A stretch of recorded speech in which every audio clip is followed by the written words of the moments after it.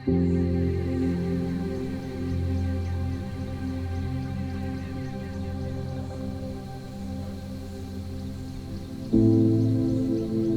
kita menyebut gajah, kita sering membayangkan makhluk besar, lambat, dengan telinga lebar, dan gading menjulur. Tapi semua itu hanya permukaan. Gajah bukan sekadar besar, mereka juga dalam hal perasaan, dalam hal pikiran, dan dalam cara mereka berinteraksi dengan dunia. Mereka punya ikatan sosial yang erat. Anak gajah tidak hanya diasuh induknya, tetapi oleh seluruh kawanan. Mereka bermain, belajar, dan tumbuh bersama. Dan yang paling mengesankan, gajah bisa mengenali dan mengingat individu lain selama puluhan tahun. Mereka tahu siapa kawan, siapa asing, siapa yang pernah menyakiti, dan siapa yang pernah membantu. Ingatan ini tidak hanya bersifat logis, tapi juga emosional. Ada cerita tentang gajah yang kembali ke lokasi tempat manusia pernah menyelamatkannya, hanya untuk sekedar menyapa.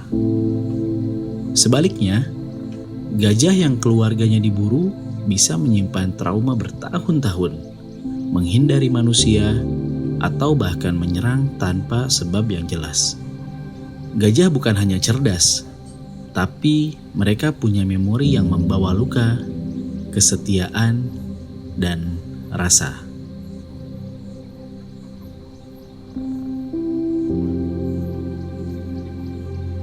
Gajah tidak perlu kata-kata untuk bicara. Mereka menggunakan frekuensi rendah, infrasonik, yang tak terdengar oleh manusia. Dengan gelombang ini, mereka bisa berbicara hingga jarak 10-15 km. Dan luar biasanya, mereka tidak hanya mendengar lewat telinga. Kaki gajah bisa merasakan getaran tanah. Kulit di telapak kaki dan batang kaki mereka sangat peka terhadap gelombang yang merambat lewat tanah. Sebuah sistem biologis yang memungkinkan mereka mendeteksi sesuatu dari kejauhan. Bahkan gempa bumi sebelum terjadi. Inilah cara gajah tetap terhubung meski kawanan mereka terpisah jauh. Satu getaran halus bisa menyampaikan kabar bahaya, panggilan pulang, atau rencana migrasi. Ketika kawanan bergerak serempak tanpa satupun suara, itu bukan kebetulan. Itu komunikasi.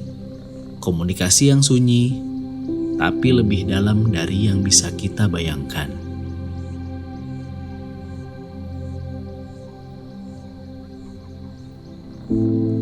Gajah bukan hanya penjelajah alam liar, mereka adalah arsitek lanskap, atau dalam istilah ekologi, ekosistem engineer.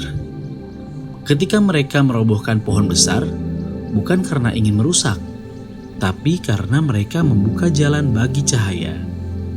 Dan dari cahaya itu, tumbuh kehidupan, rumput, semak, bunga-bunga liar, makanan bagi ratusan spesies lainnya. Jalur migrasi gajah menciptakan koridor alam yang dipakai hewan lain.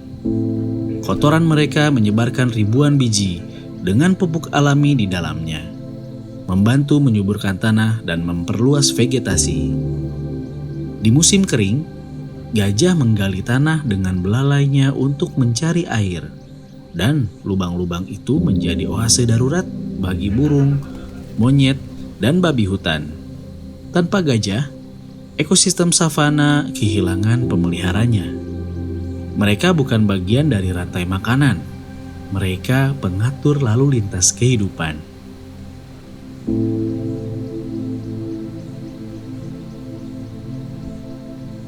Tapi dunia mereka makin terjepit. Hutan ditebang, jalan raya dibangun, dan lahan pertanian menggantikan jalur migrasi. Dan ketika gajah kembali ke tempat yang dulu rumah, mereka dianggap pengganggu, ditembaki, diusir, bahkan dibunuh. Bayi gajah yang kehilangan induk karena perburuan sering menunjukkan trauma jangka panjang. Mereka menjadi gelisah, tak percaya, bahkan agresif. Kawanan muda yang tumbuh tanpa bimbingan dari gajah tua cenderung membuat keputusan sembrono, seperti merusak desa atau ladang penduduk. Dan luka mereka bukan hanya luka baru, mereka mengingat. Gajah bisa mengenali lokasi tragedi, mengenang individu yang hilang, bahkan dalam banyak kasus kembali ke tempat itu dalam diam. Ada gajah yang berkeliaran di sekitar tulang belulang saudaranya selama berhari-hari, menunjukkan apa yang kita sebut sebagai ritual kematian. Diam, menyentuh, berkabung. Apa makna dari ini semua?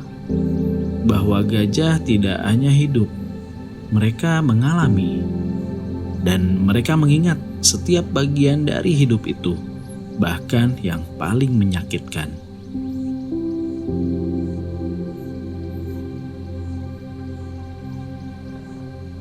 Mungkin gajah tidak membuat bangunan, tidak menulis lagu, tidak punya teknologi, tapi mereka memberi kita pelajaran yang tidak tertulis tentang bagaimana kekuatan bukan soal mendominasi, tapi soal menciptakan ruang bagi kehidupan lain.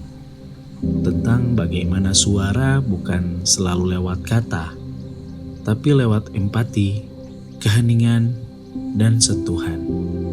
Tentang bagaimana makhluk dengan tubuh raksasa bisa memiliki kelembutan yang luar biasa. Ketika kita kehilangan gajah, kita tidak hanya kehilangan satu spesies.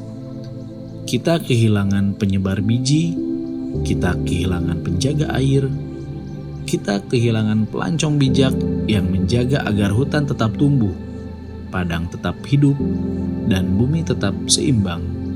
Gajah telah menjaga alam selama ribuan tahun. Pertanyaannya sekarang, apakah kita cukup bijak untuk menjaga mereka kembali?